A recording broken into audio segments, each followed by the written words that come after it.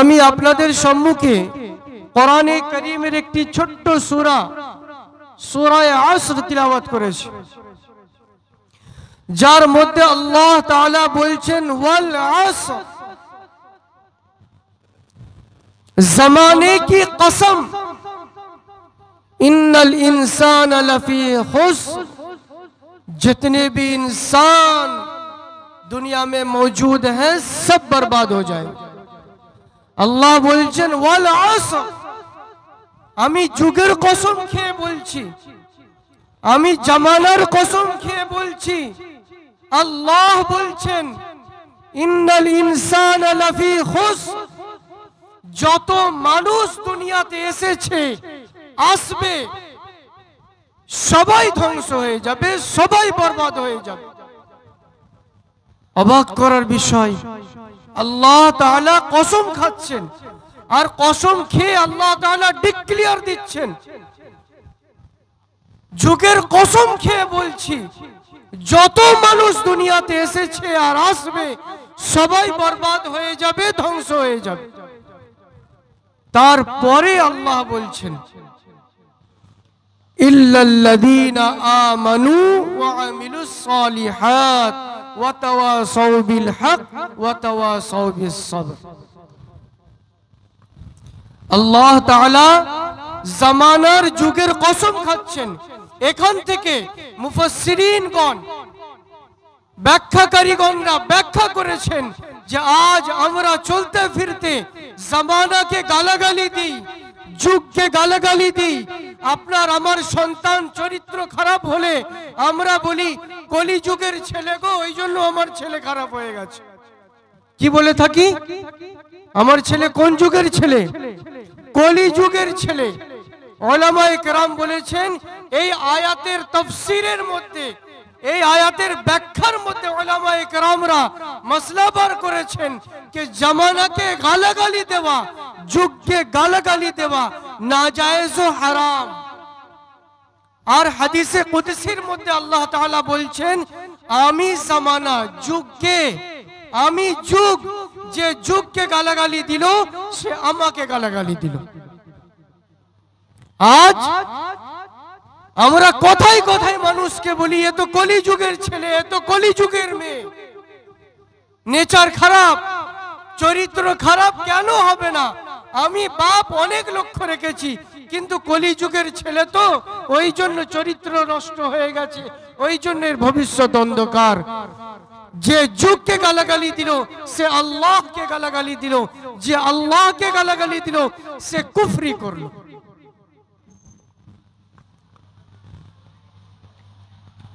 তো আমরা আর গালাগালি দেব না তো ভাই?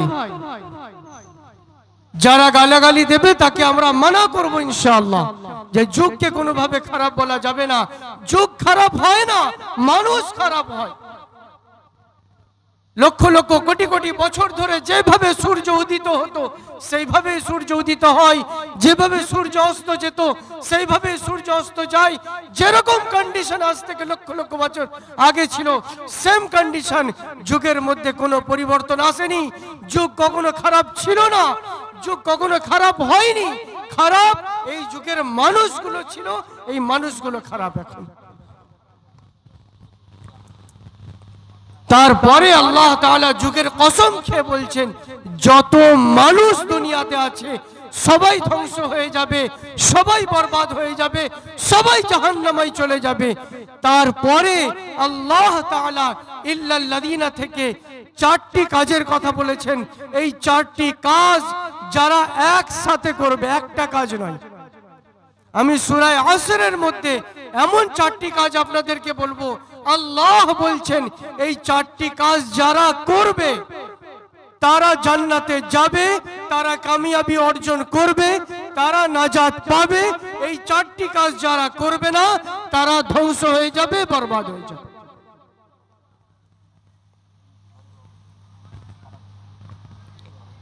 আল্লাহ তাআলা কসম খেয়ে বললেন সবাই বরবাদ হয়ে যাবে। তারপরে আল্লাহ তাআলা প্রথম শর্ত রাখলেন ইল্লাল্লাযীনা আমানু, যে আল্লাহ তাআলার উপরে, আল্লাহ রাসূলের উপরে আসমানি কিতাবের উপরে, ফেরেশতাদের উপরে, কিয়ামতের দিবসের উপরে, ভালো খারাপ তাকদীরের উপরে যে ঈমান আনবে, সবথেকে প্রথম কাজ আল্লাহর উপর ঈমান আনা। কেমন নাম ঈমান ভাই? আমি আল্লাহর উপরে বিশ্বাস রাখি, কিন্তু আমার সন্তানের দরকার হলে আমি কোন মূর্তির কাছে, কোন পাথরের কাছে, কোন মানুষের কাছে, কোন তাবিজওয়ালার কাছে দ্বারস্থ হই যে আমাকে সন্তান দান করো। আমি আল্লাহর উপরে বিশ্বাস রাখি, কিন্তু আমার সন্তান অসুস্থ হলে আমি তাবিজওয়ালার কাছে যাই, আমি কোন পাথরের কাছে যাই, আমি কোন মরা মানুষের কাছে যাই, আর তাকে গিয়ে বলি যে বাবা, হুজুর, পীর সাহেব, আপনি আমার সন্তানকে ভালো করে দিন। এটা ঈমান নয়। আল্লাহ ছাড়া কেউ রিজিক দাতা নয়, আল্লাহ ছাড়া কেউ মুশকিল কুশা নয়, আল্লাহ ছাড়া কেউ সন্তান দাতা নয়, আল্লাহ ছাড়া কেউ মুসিবত থেকে উদ্ধার করতে পারবে না।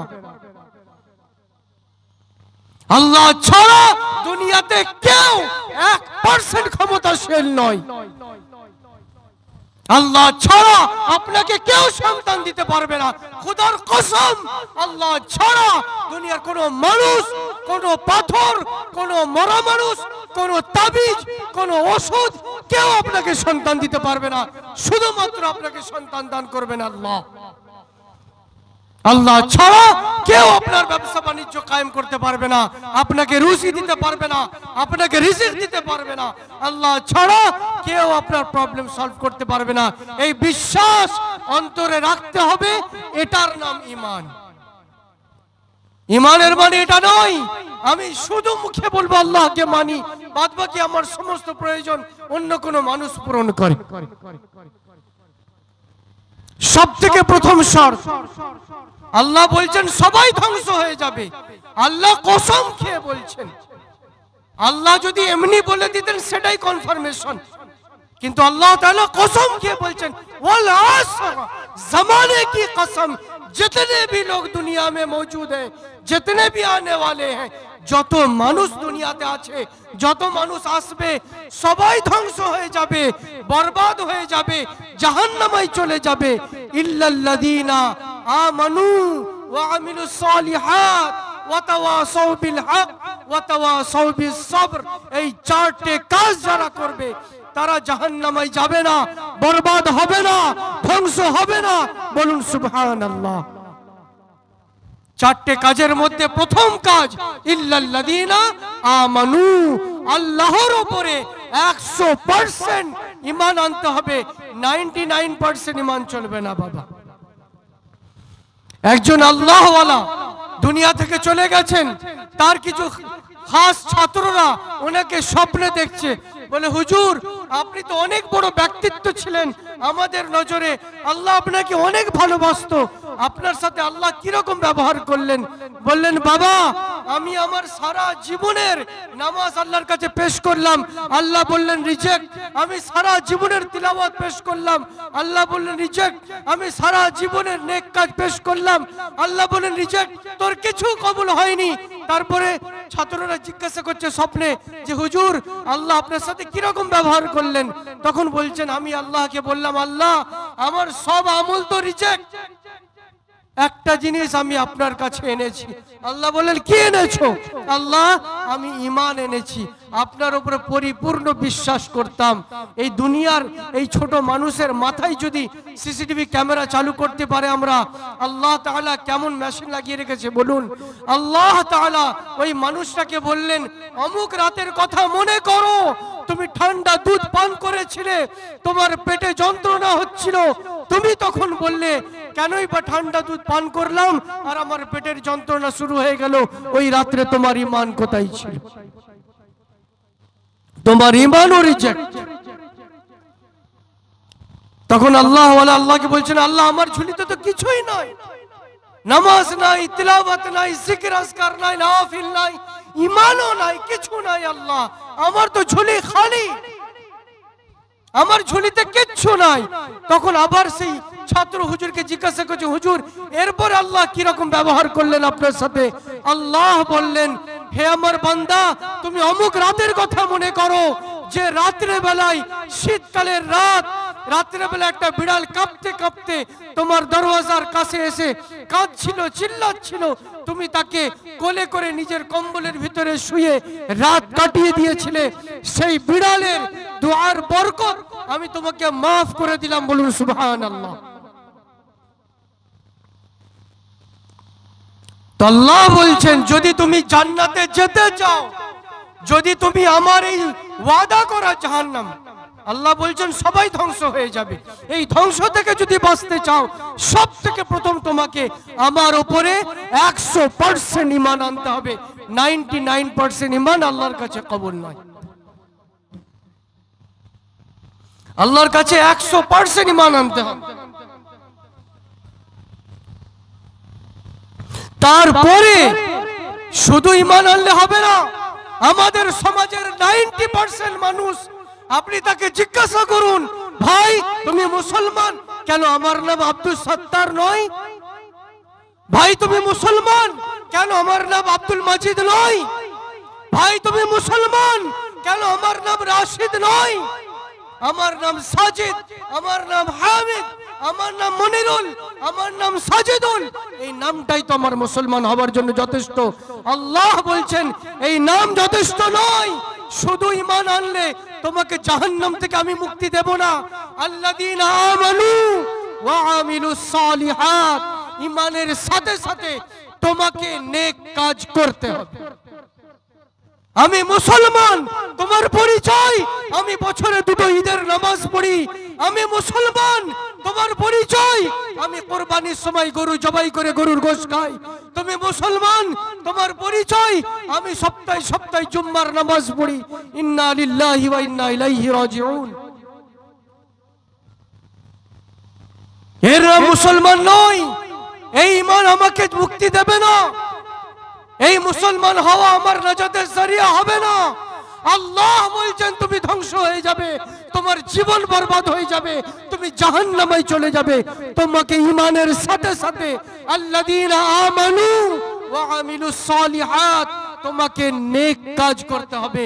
আল্লাহ তাআলার কাছে, আল্লাহ তাআলার নিকটে ঈমানের পরে সবথেকে বড় নেক কাজ নামাজ।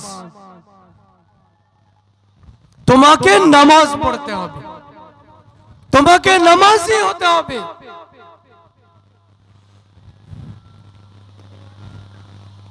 একটা গ্রামে জুমার দিনে মসজিদে পা রাখার জায়গা থাকে না, আর 5 ওয়াক্ত নামাজে কাতার ভরে না।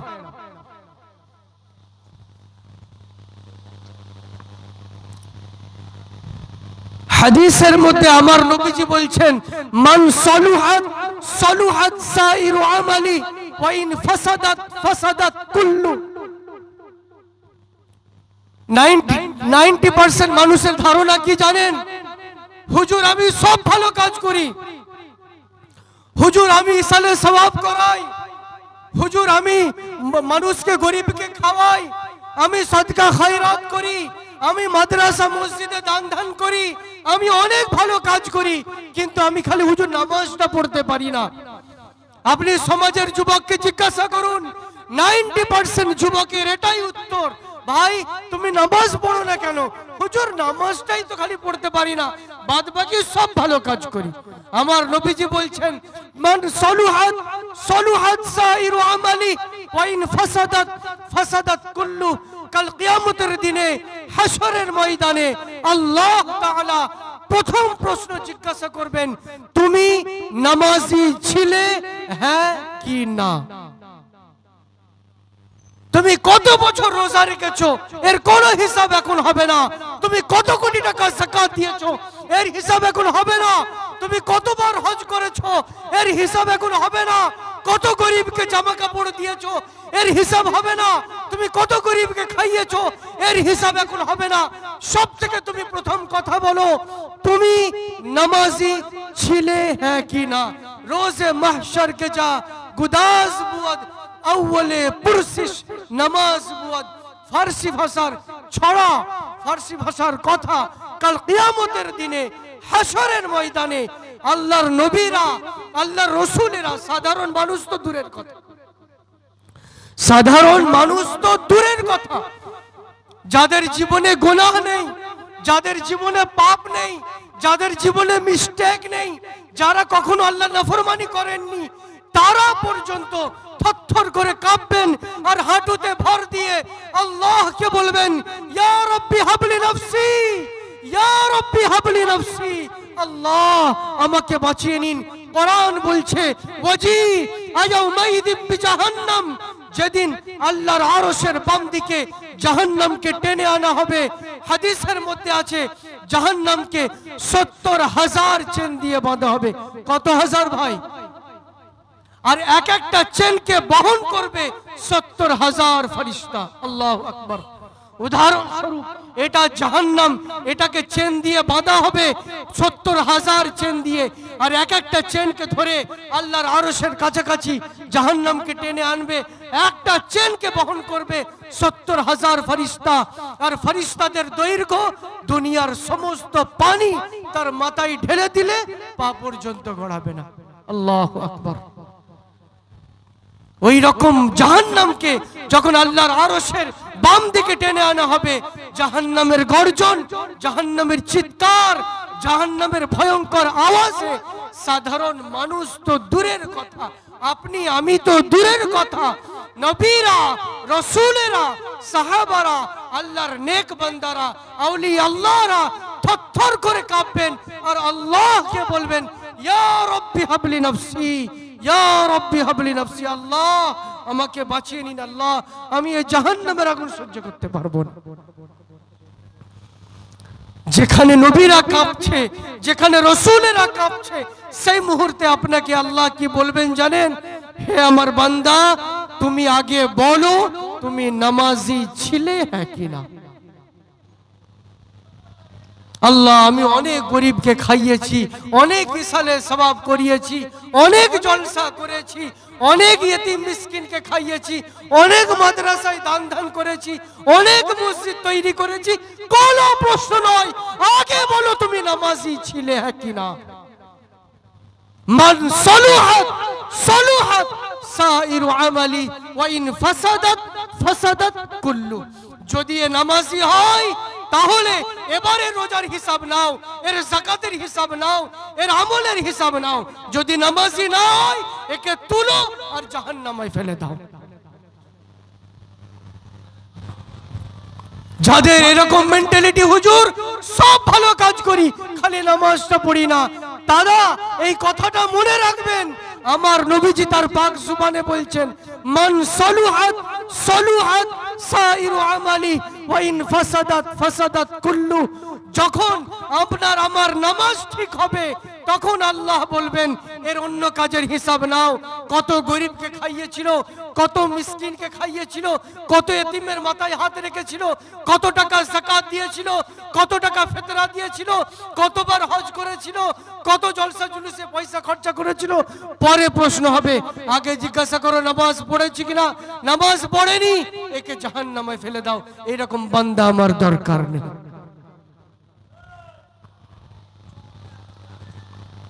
যখন বেনামাজি জাহান্নামীরা, কারা ভাই কারা? বেনামাজি জাহান্নামীরা জাহান্নামে হাবুডুবু খাবে, জাহান্নামে টকবক করে ফুটবে, জাহান্নামে ফ্রাই হবে, জাহান্নামের ফেরেশতারা তাদেরকে মারবে, কাটবে, ফাড়বে।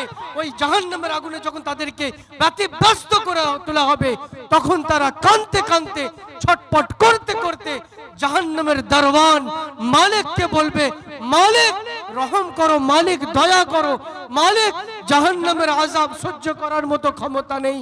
মালিক জিজ্ঞাসা করবে, কোরআন বলছে, মা সালাকাকুম ফি সাকার, মা সালাকাকুম ফি সাকার। কি অপরাধ করেছিলে তোমাকে জাহান্নামে ফেলে দেওয়া হলো? কি দোষ করেছিলে তুমি জাহান্নামে হাবুডুবু খাচ্ছ? আলু সেই জাহান্নামীরা, বেনামাজি জাহান্নামীরা বলবে, লাম নাকু মিনাল মুসাল্লিন। মালিক সব ভালো কাজ করেছি, মালিক দুনিয়াতে অনেক মাদ্রাসা মসজিদ করেছি, অনেক গরিবকে খাইয়েছি, অনেক যাকাত ফিতরা দিয়েছি, অনেক নেক কাজ করেছি, মালিক লাম নাকু মিনাল মুসাল্লিন। মালিক খালি নামাজ পড়তাম না, মালিক খালি নামাজ পড়তাম না, মালিক অনেক ভালো কাজ করেছি, মালিক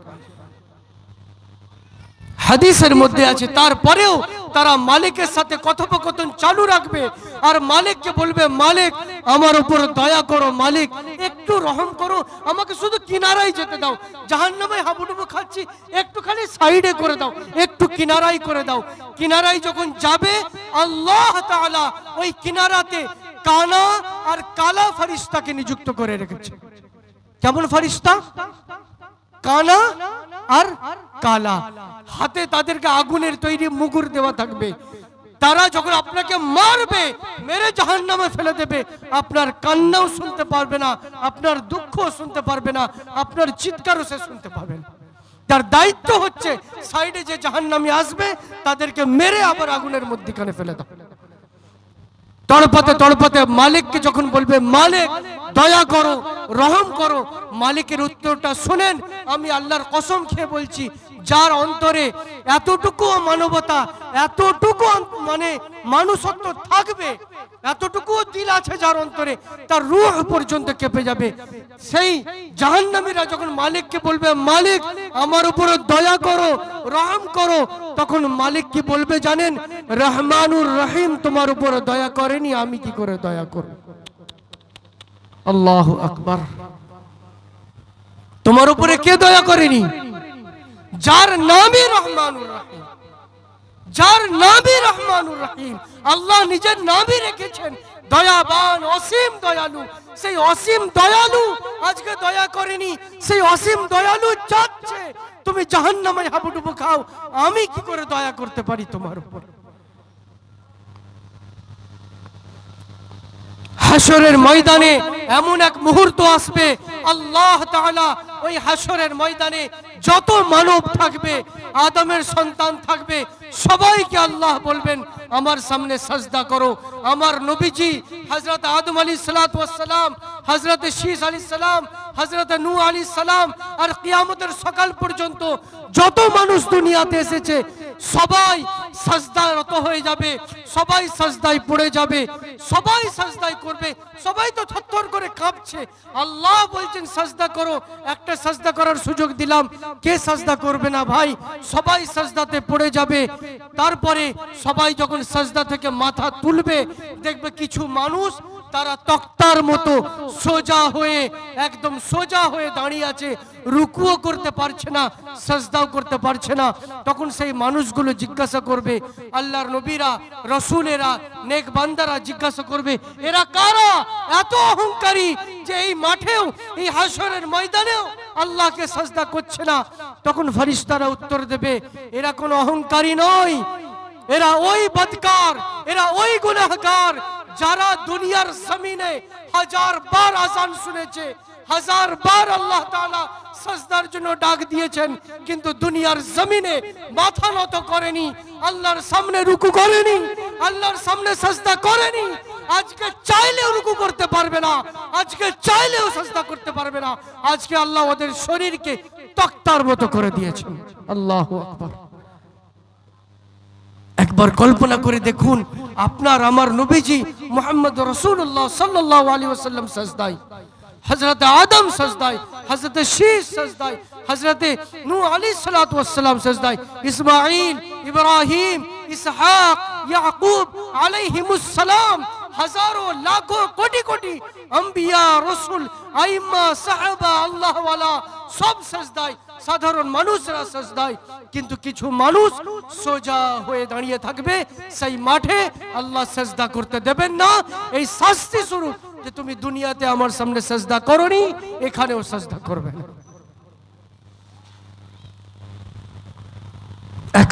একবার কল্পনা করুন, একবার কল্পনা করুন যে আমরা কোন কন্ডিশনে আছি। আমরা শুক্রবারের নামাজি হয়ে রয়ে গেছি, আমরা ঈদের নামাজি হয়ে রয়ে গেছি, আমরা বাৎসরিক নামাজি হয়ে রয়ে গেছি।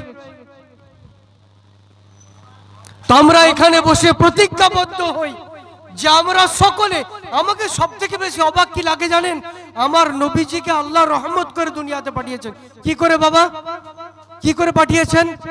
রহমত করে দুনিয়াতে পাঠিয়েছেন। আমার নবীজি তার পাক জুবানি কি বলছেন জানেন? 7 বছর হয়ে গেলে সাথে করে মসজিদে নিয়ে যাও, আর 10 বছর হয়ে গেলে যদি নামাজ না পড়ে তাহলে মারধর শুরু করে দাও। আল্লাহু আকবার। ওয়াযরিবুহুম হিনা 20। 7 বছর বয়স থেকে সাথে করে মসজিদে নিয়ে যাও। আর 10 বছর হয়ে গেলে হালকা হালকা লাগাও। তাহলে আপনার আমার সন্তানকে 10 বছর বয়সে যদি আমার নবীজি বলেন হালকা হালকা করে লাগাও, তাহলে আপনার আমার 15 বছরের সন্তান বেনামাজি, আপনার আমার 20 বছরের সন্তান বেনামাজি, আপনার আমার 25 বছরের সন্তান বেনামাজি। তার ব্যাপারে আমার নবীজির কি হুকুম? তাকে আদর যত্ন করে বাড়িতে মানুষ করো, তাকে মিষ্টি মিষ্টি কথাই বলো, বাবা নামাজ একটু পড়ে নাও না সোনা পাখি। চলবে না। যদি 10 বছরের বাচ্চাকে আমার নবীজি বলেন নামাজ না পড়লে তাকে মারো, তাহলে 25 বছরের নওজোয়ান ছেলের ব্যাপারে কি হুকুম থাকতে পারে আমার নবীজির? আপনার 15 বছরের সন্তানের ব্যাপারে আমার নবীজির কি হুকুম থাকবে? আপনার আমার 20 বছরের সন্তানের জন্য আমার নবীজির কি হুকুম থাকতে পারে?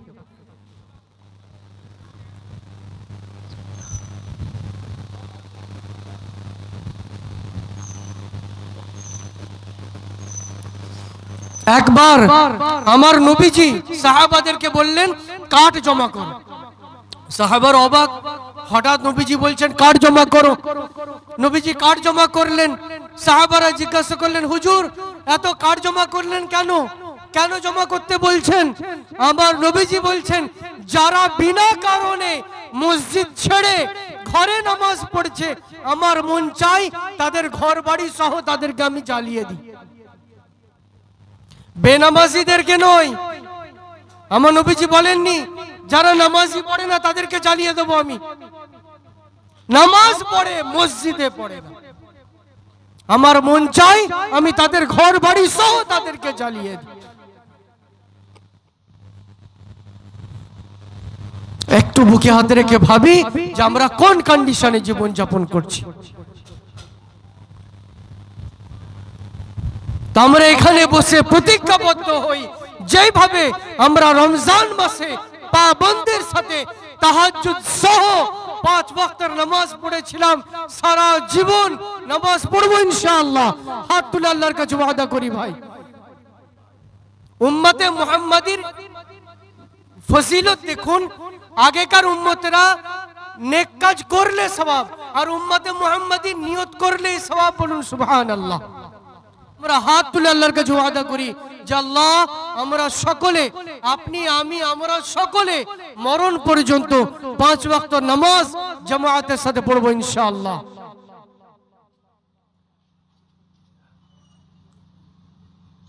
হাদিসের মধ্যে আছে নবী করিম সাল্লাল্লাহু আলাইহি ওয়াসাল্লাম বলছেন আফজালুল ইবাদাতি বা'দা সালাহ তিলাওয়াতুল কোরআন।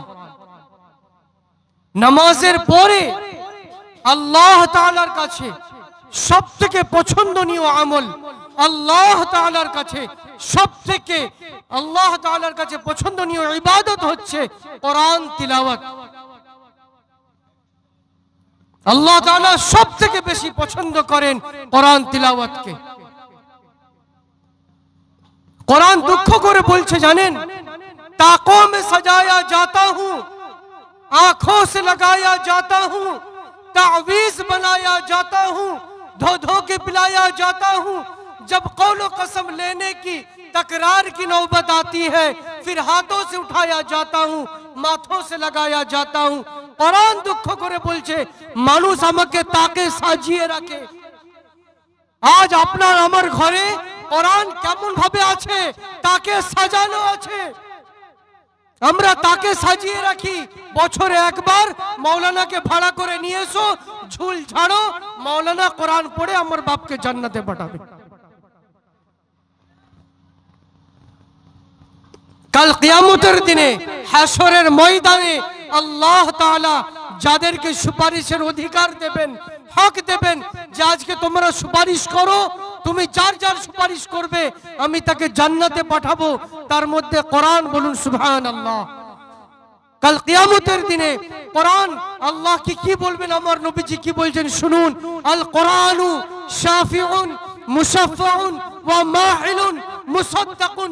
কাল কিয়ামতের দিনে কোরআন আপনার আমার মতো কোটি কোটি মানুষের বাপের নাম ধরে কোরআন বলবে, আল্লাহ অমুকের ছেলে, অমুকের ছেলে, অমুকের ছেলে, অমুকের ছেলে, অমুকের ছেলে, আল্লাহ আমাকে কোনোদিন শিখেনি, কোনোদিন পড়েনি, তিলাওয়াত করেনি, ভালোবাসেনি, বোঝা আমল করেনি, কোনোদিন আমাকে বুকে জড়ায়নি, আল্লাহ আমি এই কোটি কোটি মানুষকে জাহান্নামে দেখতে চাই।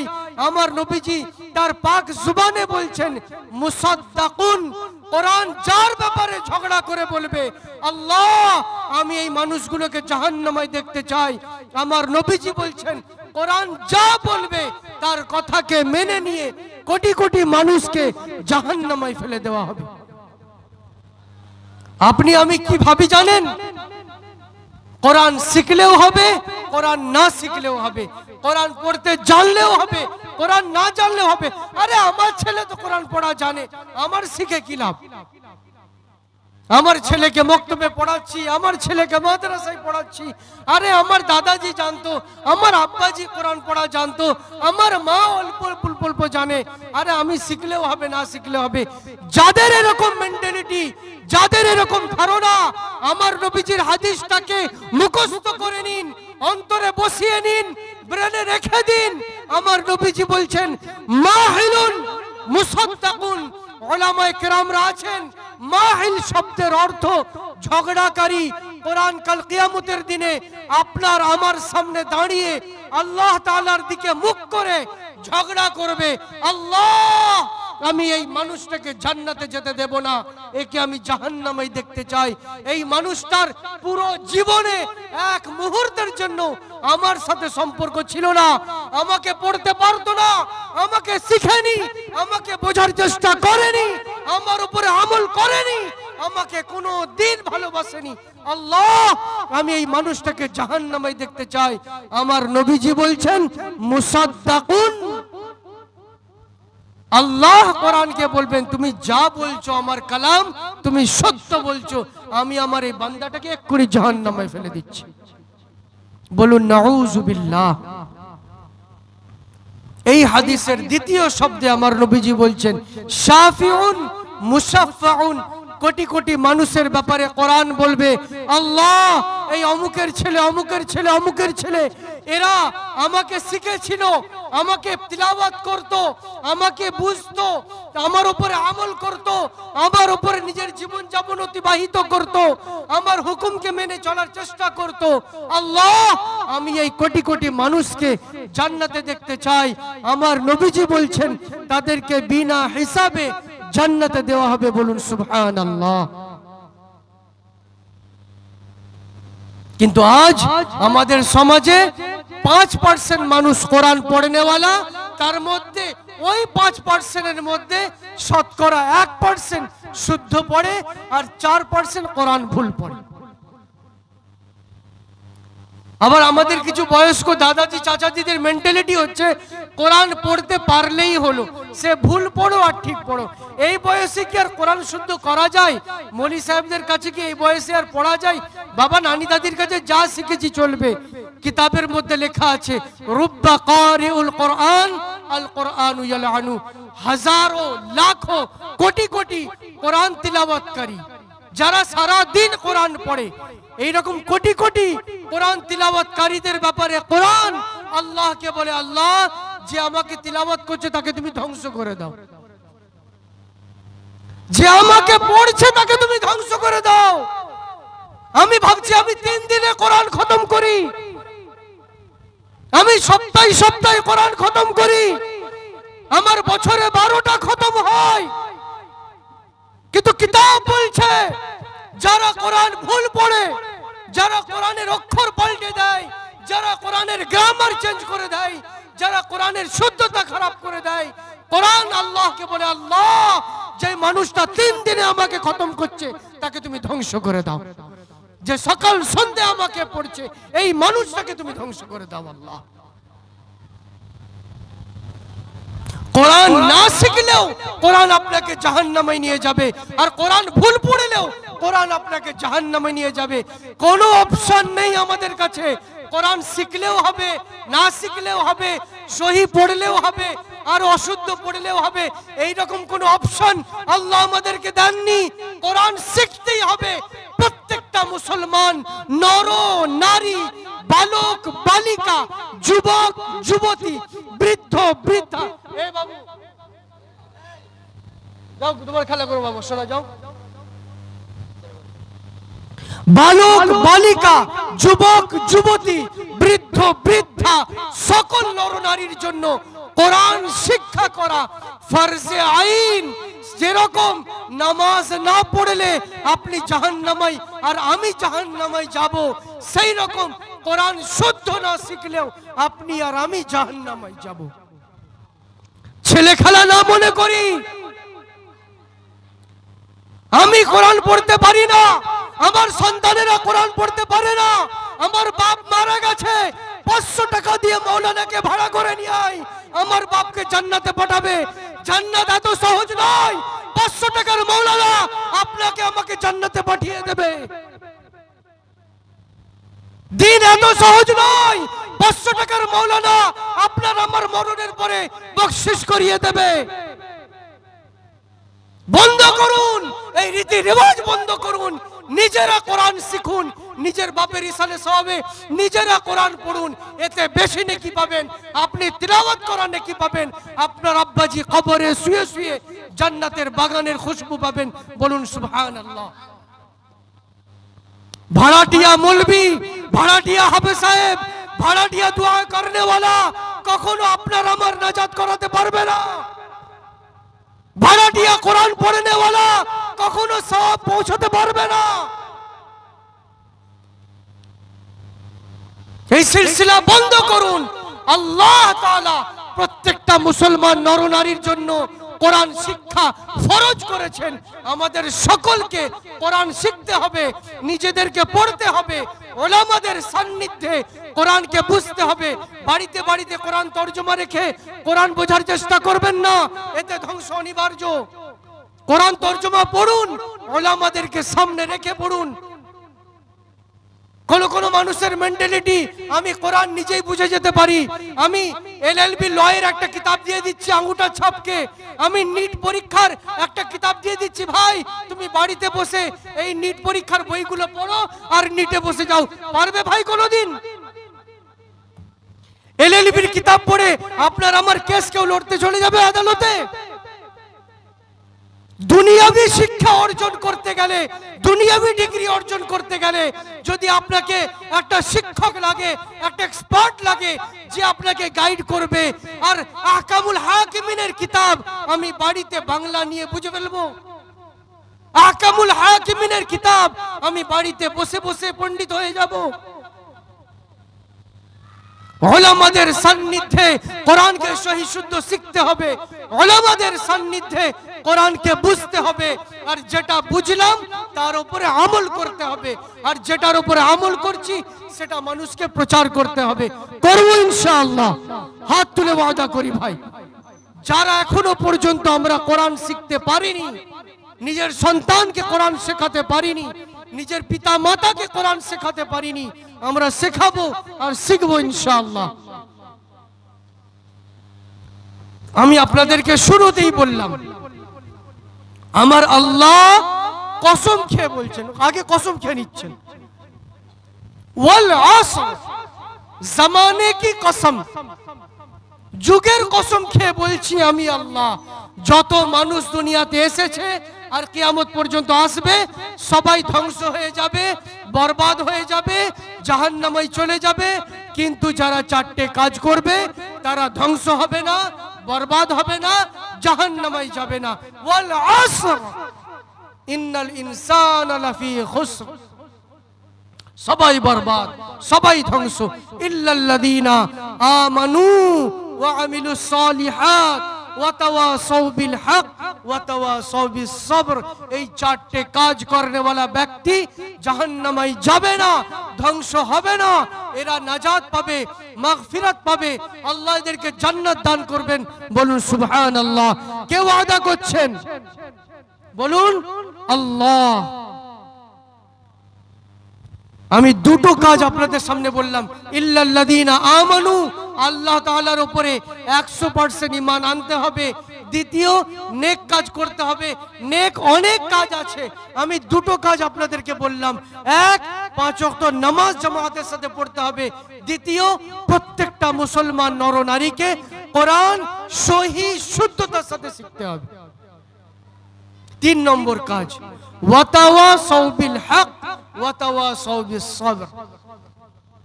এই যুগের সবথেকে বড় মুফাসসিরে কোরআন, সবথেকে বড় মুহাদ্দিস, সবথেকে বড় মুফাক্কি হযরত মাওলানা তাকি উসমানী সাহেব দামাত বারাকাতুহুমুল আলিয়া, উনি এই সূরার ব্যাখ্যা করতে গিয়ে ওয়াতাওয়াসাউ বিল হক এর তাফসীর করেছেন, মানুষকে ভালো কাজের আদেশ করতে হবে। কি করতে হবে ভাই? আমাদের মধ্যে অনেক মানুষের কি মেন্টালিটি জানেন? আমি ঈমান এনেছি, আমি 5 ওয়াক্ত নামাজ পড়ি, এতটুকুই যথেষ্ট। কে মারামারি করবে, কে কাটাকাটি করবে, কে মদ খাবে, কে গাঁজা খাবে, কে কি করবে, বুঝলে বাবা, ও আমার দায়িত্ব নয়। যাদের এরকম মেন্টালিটি, আমি নামাজ পড়লেই হবে, আমার ঈমান আনলেই হবে। আল্লাহ বলছেন শুধু ঈমান আনলে হবে না, শুধু নামাজ পড়লে হবে না, শুধু কোরআন তিলাওয়াত করলে হবে না, ওয়াতাওয়াসাউ বিল হক, মানুষকে ভালো কাজের আদেশ করতে হবে। আপনি মসজিদে আসছেন, আপনার মুসলমান ভাই রাস্তার ধারে বসে তাস খেলছে, আপনার মুসলমান ভাই চা দোকানে আড্ডা মারছে, পান দোকানে আড্ডা মারছে, ক্লাবে আড্ডা মারছে, আপনি আসার সময় বলে আসছেন না, আপনি ভাবছেন আমি তো দাড়িওয়ালা, নামাজি, মুত্তাকি, তাহাজ্জুদ গুজার, কে এদেরকে নামাজের দাওয়াত দেবে? আমি সুড়সুড় করে মসজিদের দিকে গুটি গুটি গায়ে পাই চলি। কাল কিয়ামতের দিনে ওই মানুষগুলো যারা চা দোকান পান দোকানে বসেছিল, তারা তো গুনাহগার, নামাজ পড়ছে না, কিন্তু তারা আল্লাহকে বলবে, আল্লাহ আমার অমুক চাচাজি, অমুক ভাই, অমুক দাদা, তারা মসজিদে যেত, আপনার ঘরে যেত, কিন্তু আল্লাহ কোনো দিন আমাদেরকে নামাজের কথা বলেনি, আল্লাহ কোনো দিন আমাদেরকে দাওয়াত দেয়নি। দেখুন, আমি আপনাদেরকে কোরআন হাদিসের কথা বলি। প্রত্যেকটা যুগে যখন মানুষ গুমরাহ হয়ে গেছে, মানুষ পথভ্রষ্ট হয়ে গেছে, তাদেরকে পথে ফেরানোর জন্য আল্লাহ নবীকে পাঠিয়েছেন। কাকে বাবা? কাকে পাঠিয়েছেন? যুগে যুগে আল্লাহ নবীকে পাঠিয়েছেন। আমার নবীজির পরে কিয়ামত পর্যন্ত আর কোন নবী আসবে? আপনাদের কারো ডাউট? কোন নবী আসবে? তাহলে প্রশ্ন, যখনই আমার নবীজির আগে যে উম্মতরা পথভ্রষ্ট হয়ে যেত, তাদেরকে পথ দেখানোর জন্য নবীরা আসতো। এই যুগে নবী তো আসছে না, আমার নবীজি শেষ নবী। এই যুগে যারা পথভ্রষ্ট হয়ে যাচ্ছে, এদেরকে রাস্তা দেখাবে কি? এটাই উম্মতে মুহাম্মাদির, এটাই এই উম্মতের বৈশিষ্ট্য। এই উম্মতের উপরে আমার নবীজির দায়িত্ব চাপিয়ে দেওয়া হয়েছে যে তারা একে অপরকে আল্লাহ তাআলার দিকে ডাকবে, তারা একে অপরকে ইসলামের দিকে ডাকবে, তারা একে অপরকে দ্বীনের দিকে, নামাজের দিকে ডাকবে। এটাই এই উম্মতে মুহাম্মাদির উপরে ফরজ দায়িত্ব, নফল নয়, ফরজ দায়িত্ব, যেটাকে আল্লাহ তাআলা সূরা আসরের মধ্যে বলছেন, ওয়াতাওয়াসাউ বিল হক, মানুষকে ভালো কাজের আদেশ দিতে হবে।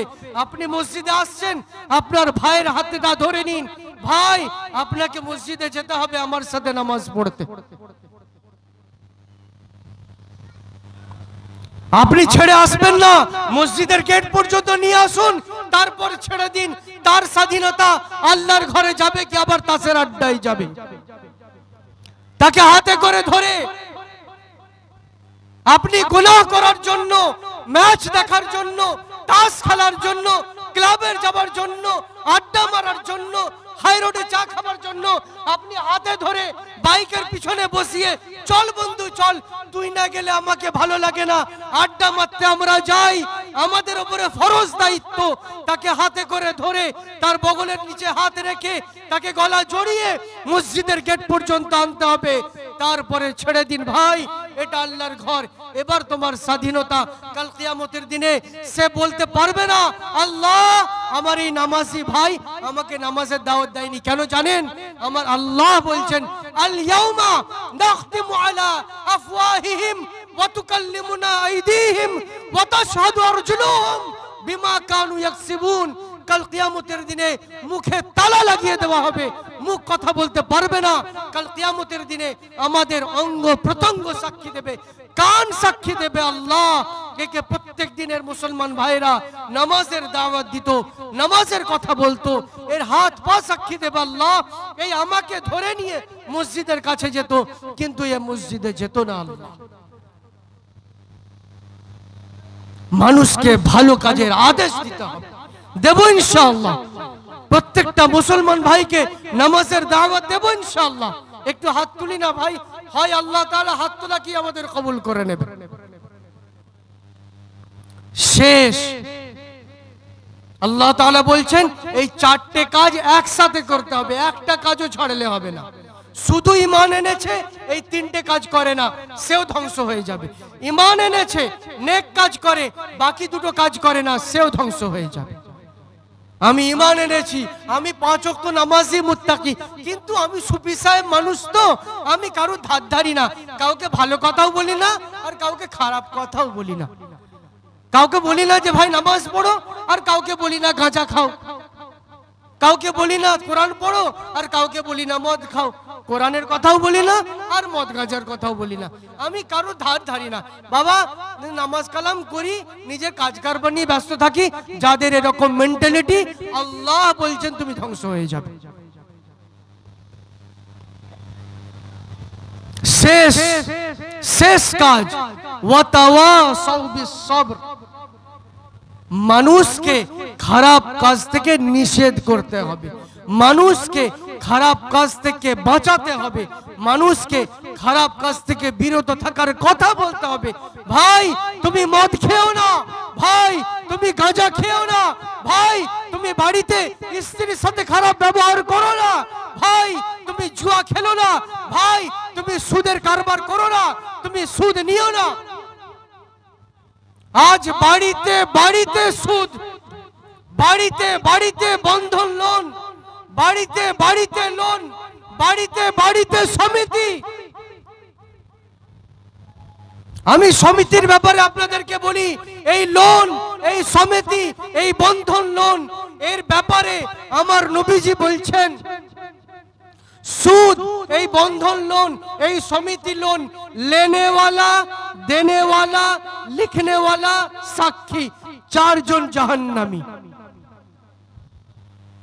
বন্ধন লোন, সুদের লোন, সমিতি লোন, বাড়ি বাড়ি লোন, প্রতিবেশী লোন, যত রকম হারামখোরি লোন, লেনেওয়ালা, দেনেওয়ালা, লিখনেওয়ালা, সাক্ষী, হিসাব রাখনেওয়ালা, সাক্ষী, দালালি করনেওয়ালা, যত লোক আছে সব জাহান্নামী। আমার নবীজি ডিক্লেয়ার করেছেন, আল্লাহর লানত তাদের উপরে, আমার নবীজি ডিক্লেয়ার করেছেন হাদিসের মধ্যে। আমার নবীজি যার ব্যাপারে বলে দিয়েছেন এর উপরে আল্লাহর লানত, এ ধ্বংস হয়ে যাবে, এ জাহান্নামে চলে যাবে। আপনি আমি ভাবতে পারি সে জান্নাতে যাবে? আপনার আমার স্ত্রী, আপনার আমার ভাই, আপনার আমার প্রতিবেশী লোনে ডুবে আছে, সুদে ডুবে আছে, হারামখোরিতে ডুবে আছে, মদে ডুবে আছে, হারাম কাজে ডুবে আছে। আর আপনি আমি কি ভাবছি জানেন? আরে আমার তো সাদা মতো কাপড়, আমি পীর সাহেব সুফি সাহেব মানুষ, আমি 5 ওয়াক্ত নামাজি, কে এদের মুখ লাগবে? ভাই যা বাবা, তোরা মদ খাবি খা, গাঁজা খাবি খা, সুদ খাবি খা, হারাম করবি করি কর, যা পারিস কর, আমার বলার দায়িত্ব নাই, ওর বাপ ভাই বুঝে নেবে। আল্লাহ বলছেন আপনি ভুল ধারণার মধ্যে পড়ে আছেন। আল্লাহ বলছেন যদি তুমি ধ্বংস থেকে বাঁচতে চাও, যদি তুমি জাহান্নাম থেকে বাঁচতে চাও, চারটে কাজ মরণ পর্যন্ত তোমাকে করে যেতে হবে। আল্লাযীনা আমানু, তোমাকে ঈমান আনতে হবে। ওয়া আমিলুস সালিহাত, তোমাকে নেক কাজ করতে হবে। ওয়া তাওয়াসাউ বিল হক, মানুষকে ভালো কাজের আদেশ করতে হবে। ওয়া তাওয়াসাউ বিস সবর, তোমাকে অসৎ কাজ থেকে মানুষকে নিষেধ করতে হবে, বিরত রাখতে হবে। এই চারটে কাজের জন্য আমরা প্রতিজ্ঞাবদ্ধ হই যে আমরা সকলে মরণ পর্যন্ত করব ইনশাআল্লাহ। একটু হাত তুলে আল্লাহর কাছে ওয়াদা করি ভাই, করব ইনশাআল্লাহ।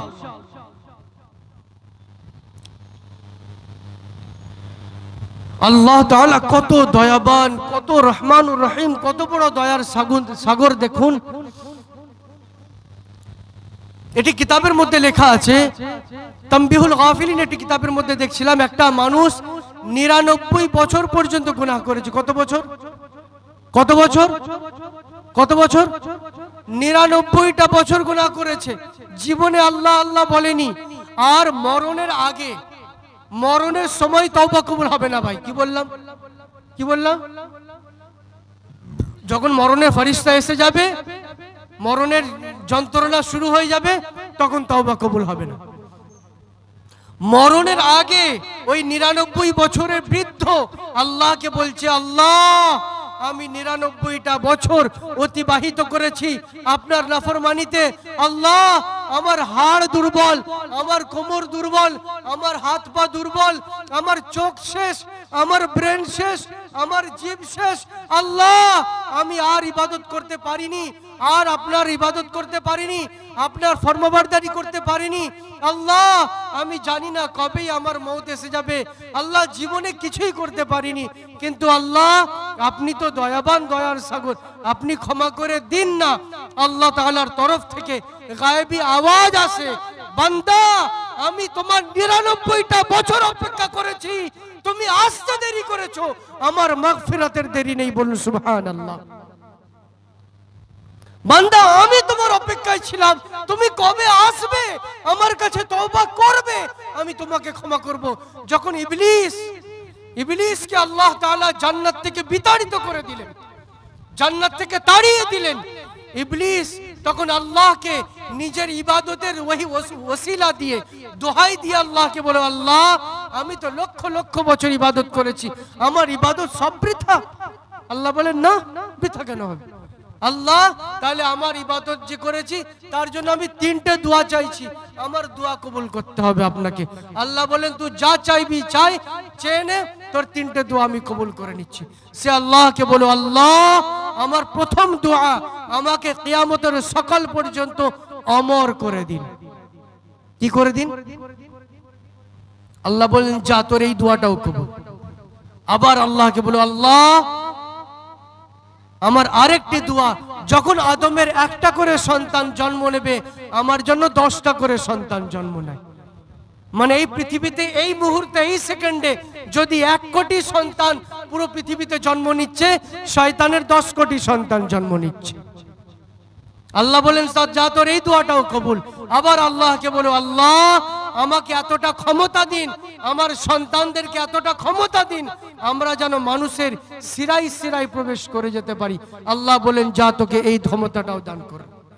এবার শয়তান তখন মনে মনে ভাবছে যে আমি তো শয়তান হয়ে গেছি, আমি তো মারদুদ, আমি তো রাজিম। আউযু বিল্লাহি মিনাশ শাইতানির রাজিম। রাজিম মানে মারদুদ, যাকে আল্লাহ তাআলা বিতাড়িত করে দিয়েছেন, বার করে দিয়েছেন। শয়তান ভাবছে আমি তো বিতাড়িত, তারপরেও 3টে দোয়া করলাম, আমার দোয়া কবুল। তাহলে এই আদম সন্তান এরা যখন আল্লাহর কাছে কাঁদবে, দোয়া চাইবে, এদের দোয়া তো এমনি কবুল হয়ে যাবে। এদের দোয়া তো, আমি শয়তান, আমার দোয়া যদি কবুল হয়, আর যারা আল্লাহর বান্দা শয়তান নয়, তারা যদি দোয়া করে, তো শয়তান তখন আল্লাহকে বলল, আল্লাহ, শয়তান আল্লাহকে বলছে ওই মুহূর্তে, আল্লাহ তোমার কসম খেয়ে বলছি, তোমার জালালাতের কসম, তোমার ওয়াহদানিয়াতের কসম, তুমি এক, তার কসম খেয়ে বলছি, আল্লাহ আমি এই আদম সন্তানকে সাথে করে জাহান্নামে যাব, আর আদম সন্তানকে প্রত্যেক প্রত্যেকটা মুহূর্ত প্রত্যেকটা সেকেন্ড আমি গুনার মধ্যে লিপ্ত রাখবো। সেই মুহূর্তে আল্লাহ বললেন, শয়তান আমি আমার কসম খেয়ে বলছি, আমি আমার জালালাতের কসম খেয়ে বলছি, আমি আমার রুবুবিয়াতের কসম খেয়ে বলছি, আমার বান্দা যে মুহূর্তে আমার কাছে তওবা করবে আমি আল্লাহ ক্ষমা করে দেব। বলুন সুবহানাল্লাহ।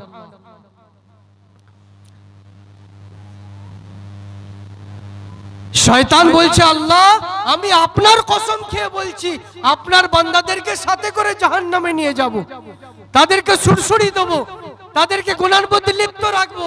আর আল্লাহ বলছেন, শয়তান মারদুদ শুনে নাও, আমার বান্দারা যে মুহূর্তে চোখের পানি ফেলবে আমি আল্লাহ, আমি আমার জালালাতের কসম খেয়ে বলছি, আমি তাদেরকে ক্ষমা করে দেব। বলুন সুবহানাল্লাহ।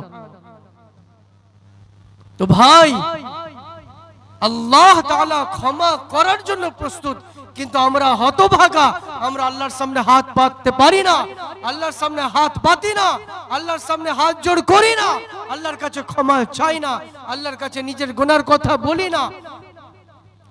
আমার নবীজি বলছেন, আত-তাইবু মিনাজ যামবি কামাল্লা যামবালা, গুনাহ থেকে তওবাকারী ব্যক্তি এমন যেন সে জীবনে গুনাহই করেনি। বলুন সুবহানাল্লাহ। তো আমরা যদি সকলে গুনাহ থেকে তওবা করে পরিপূর্ণ আল্লাহর উপর ঈমান এনে নামাজ পড়ে তিলাওয়াত করে ভালো কাজের আদেশ করে মানুষকে খারাপ কাজ থেকে নিষেধ করতে থাকি, আমরাও কামিয়াবি অর্জন করতে পারবো। বলুন ইনশাআল্লাহ।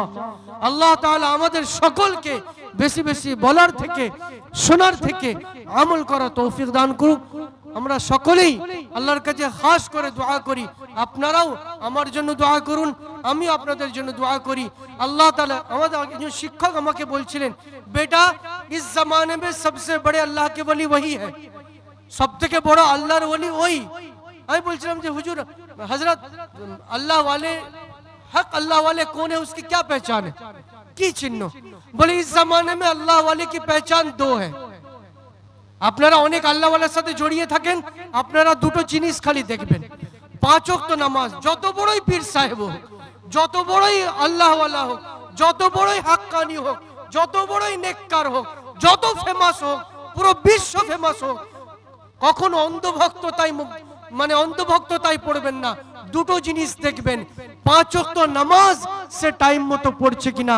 যেখানে তার বাড়ি সেই মুক্তাদিদেরকে জিজ্ঞাসা করুন, সেখানে আপনি 5 ওয়াক্ত নামাজ পড়ুন, আপনার মন চাইছে এই আল্লাহ ওয়ালার হাতে আমি বাইআত হব, আপনি ওই মসজিদে 5 ওয়াক্ত নামাজ পড়ুন, দেখুন ওই আল্লাহ ওয়ালা মসজিদে আসছেন কিনা।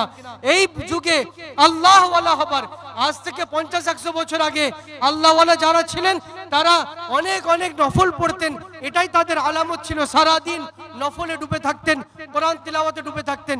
আমার শিক্ষক বললেন, বেটা इस जमाने में अल्लाह वाले की दो पहचान है, नमाज पंजेगाना नमाज बा जमात अदा कर ले। 5 ওয়াক্ত নামাজ খালি জামাতের সাথে পড়ে নিক, আর তার 24 ঘন্টা সুন্নত তরিকা মোতাবেক কেটে যাক, বাস। এই দুটো কাজ, আমার খাওয়া দাওয়া, ঘুমানো, উঠা বসা, কথোপকথন, চলা ফেরা, ব্যবসা বাণিজ্য, লেনদেন, আমার বিবাহ, আমার জীবন, এই জীবনের মধ্যে যদি সুন্নত থাকে, আপনার আমার জীবনের মধ্যে যদি 5 ওয়াক্ত নামাজ থাকে আর 24 ঘন্টা সুন্নত থাকে, তাহলে আপনার আমার থেকে বড় আল্লাহ ওয়ালা আর দুনিয়াতে কেউ নেই। বলুন সুবহানাল্লাহ।